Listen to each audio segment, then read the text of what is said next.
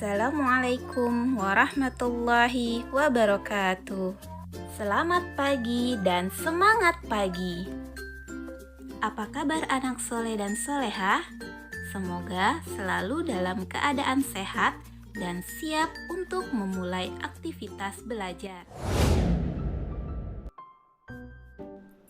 Anak soleh dan solehah, kita lanjutkan kembali pembahasan kita pada tema 6A, selamatkan makhluk hidup. Pokok bahasan IPA yaitu perkembangbiakan generatif hewan.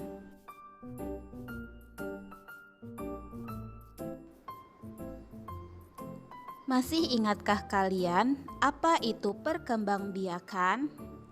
Perkembangbiakan adalah kemampuan makhluk hidup untuk menghasilkan individu baru yang sifatnya sama atau menyerupai induknya. Tujuan dari perkembangbiakan adalah untuk melestarikan jenisnya agar tidak punah. Sama halnya dengan tumbuhan, perkembangbiakan hewan dibedakan menjadi dua, yaitu generatif dan vegetatif. Pada pertemuan kali ini, kita fokuskan pada pembahasan perkembangbiakan generatif. Perkembangbiakan generatif adalah perkembangbiakan yang dilakukan dengan cara perkawinan.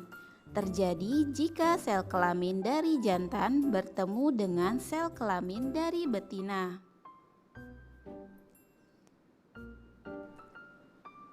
Pada perkembangbiakan generatif melibatkan dua induk, yaitu induk jantan dan betina.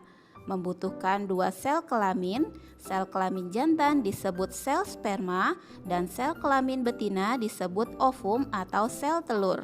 Sifat keturunan merupakan gabungan dari kedua induk. Pada perkembangbiakan generatif terjadi proses pembuahan atau fertilisasi. Apa itu fertilisasi?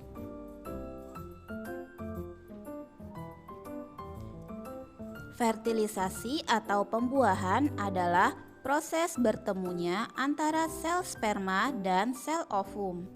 Setelah proses fertilisasi, sperma dan ovum akan membentuk zigot. Selanjutnya, zigot akan berkembang menjadi embrio. Embrio adalah calon anak yang menjadi makhluk hidup baru. Fertilisasi dibedakan menjadi dua jenis, yaitu ada fertilisasi internal, merupakan fertilisasi atau pembuahan yang terjadi di dalam tubuh induk betina. Contohnya yaitu pada tikus, kucing, kelinci, ayam, bebek, dan lainnya. Dan yang kedua yaitu fertilisasi eksternal, merupakan fertilisasi atau pembuahan yang terjadi di luar tubuh induk betina. Zigot akan tumbuh dan berkembang di dalam air. Contoh fertilisasi eksternal yaitu ikan dan katak.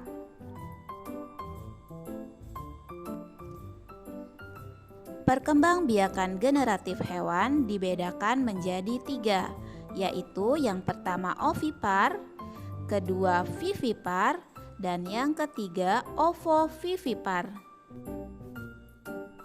Ovipar berasal dari kata ovum yang artinya telur. Jadi, ovipar adalah kelompok hewan yang berkembang biak dengan cara bertelur. Sperma dari hewan jantan dan ovum dari hewan betina akan bertemu atau pembuahan di dalam tubuh induk betina. Selanjutnya akan membentuk zigot. Kemudian zigot akan berkembang menjadi embrio.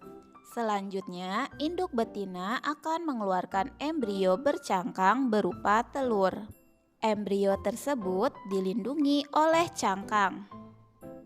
Selanjutnya, pertumbuhan dan perkembangan embrio terjadi di luar tubuh induk betina dengan cara dierami. Telur yang dierami akan menetas menjadi hewan baru dan tumbuh menjadi hewan dewasa.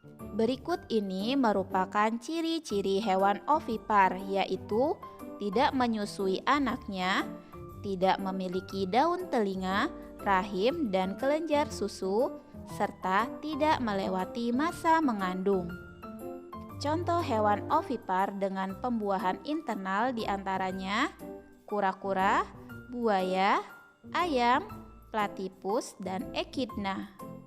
Khusus platypus dan echidna, walaupun tergolong hewan mamalia, tapi berkembang biak dengan cara ovipar. Selanjutnya, hewan ovipar dengan pembuahan eksternal yaitu ikan dan katak. Ikan dan katak fertilisasi secara eksternal melalui media air. Jadi, embrio akan berkembang di dalam air.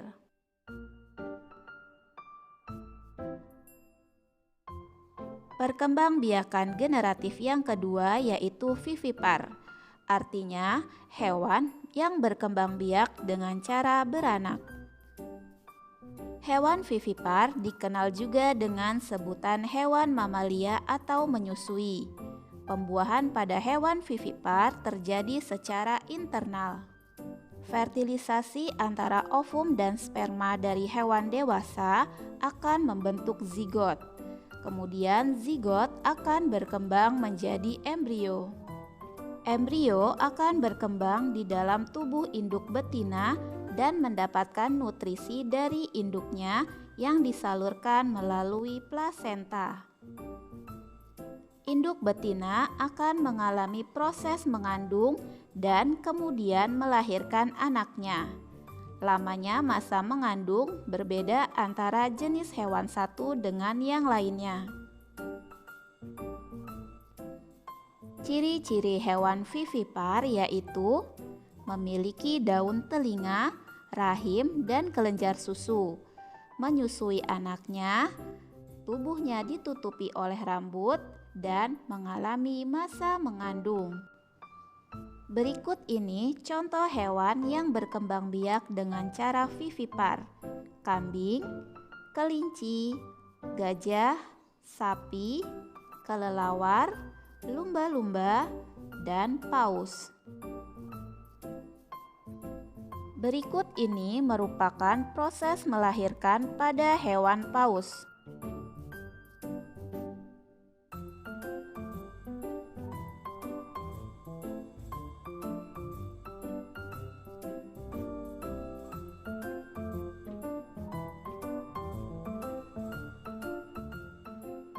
Selanjutnya, perkembangbiakan generatif hewan yang ketiga yaitu ovovivipar, yaitu perkembangbiakan dengan cara bertelur beranak. Proses pembuahan pada hewan ovovivipar terjadi secara internal. Fertilisasi antara ovum dan sperma terjadi di dalam tubuh induk betina, yang nantinya akan membentuk zigot. Kemudian zigot berkembang menjadi embrio. Embrio tumbuh di dalam telur yang bercangkang. Telur tetap berada di dalam tubuh induk sampai embrio tumbuh dan berkembang secara sempurna. Kemudian telur akan dikeluarkan dari tubuh induk betina dan langsung menetas tanpa proses pengeraman. Ciri-ciri hewan ovovivipar yaitu tidak menyusui anaknya, dan kebanyakan hewan ovovivipar tergolong hewan berdarah dingin. Contoh hewan yang berkembang biak dengan cara ovovivipar yaitu ikan hiu, ular hijau, ikan pari, kadal, dan bunglon. Berikut ini merupakan proses bertelur melahirkan pada hewan bunglon dan ular hijau.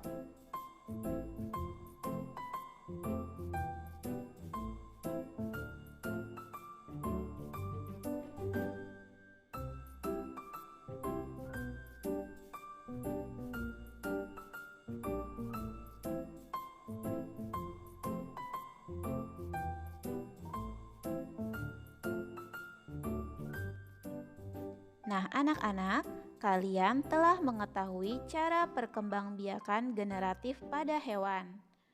Untuk menguji pemahaman kalian, sekarang buka buku tematik 6A halaman 97. Pada bagian ayo aplikasikan, kalian diminta untuk mencocokkan antara pernyataan di sebelah kiri dan jenis perkembangbiakannya yang sesuai. Dan tuliskanlah contoh hewan pada masing-masing jenis perkembangbiakan tersebut. Pada halaman 98, tuliskanlah 5 hewan yang sering kalian jumpai. Tuliskanlah bagaimana cara hewan-hewan tersebut berkembang biak.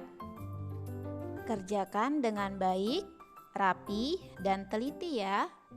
Baiklah, cukup sekian materi hari ini.